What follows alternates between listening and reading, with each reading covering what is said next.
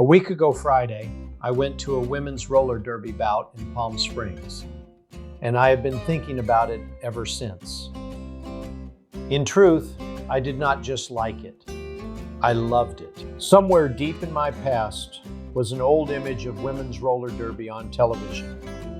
The Cow Palace, speed, collisions, theatrics. A kind of noisy spectacle that seemed part sport and part soap opera. I had not thought much about roller derby in years, but when I learned there was a bout in Palm Springs, I rearranged my travel plans so I could go. I wanted to see whether the thing I remembered still existed. It does, and it doesn't. That was the first revelation. The second was the crowd. The parking lot was packed. Not sort of packed, packed. We had to park illegally. I am guessing close to 1,000 people were there. I found that deeply heartening. In an era when so much of life is expensive, fragmented, and mediated through screens, here was a local sporting event drawing a large and enthusiastic crowd on a Friday night. The third revelation was the price. $12.50. These days, attending many sporting events has become a major financial decision.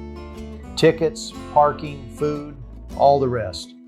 I can barely park my car at some sporting events for $12.50. Yet here was a live event full of action, suspense, noise, and personality for less than the cost of lunch in many places. And then there was my favorite detail of all. You had to bring your own chair. Bring your own chair. I loved that instantly. It says this is not a polished corporate product. It says this is local, communal, homemade in the best sense. No premium seating, no club level, no luxury suite. Just come as you are, bring what you need, and join us. Most moving of all was learning that the women skating were not being paid.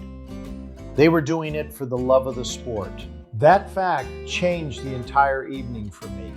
The effort, the energy, the bruising contact, the concentration, the teamwork, all of it was being given freely in service of something they believed in. And what they have built is not trivial.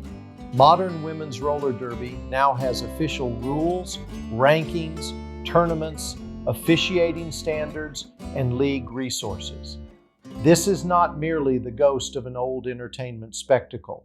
It has become a real and highly organized contemporary sport. What I remembered from the old days was hostility, or at least the performance of hostility. What I saw in Palm Springs was hard competition, yes, but also camaraderie. I noticed again and again small gestures of mutual regard, even high fives between competitors. The emotional tone of the evening was not bitterness.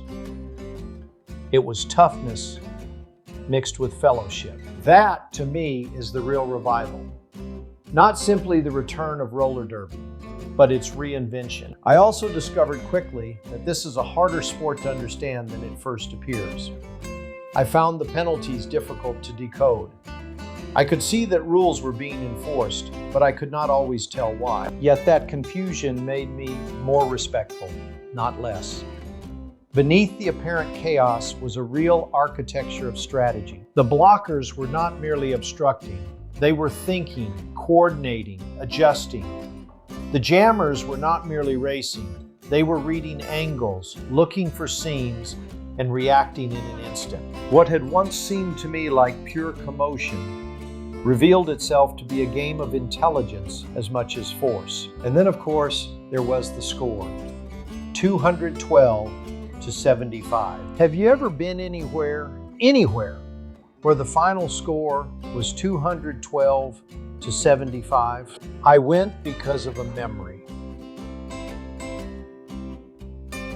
I came away impressed by a reality. What I expected to be an exercise in nostalgia turned into something richer. Admiration for a sport that has survived, evolved, organized itself, and found a new life, not through money or television hype, but through commitment, community, and joy. For $12.50, a folding chair, and a little willingness to be confused, it was one of the most interesting sporting events I have been to in a long time. Sometimes the things that return are better than the things we remember.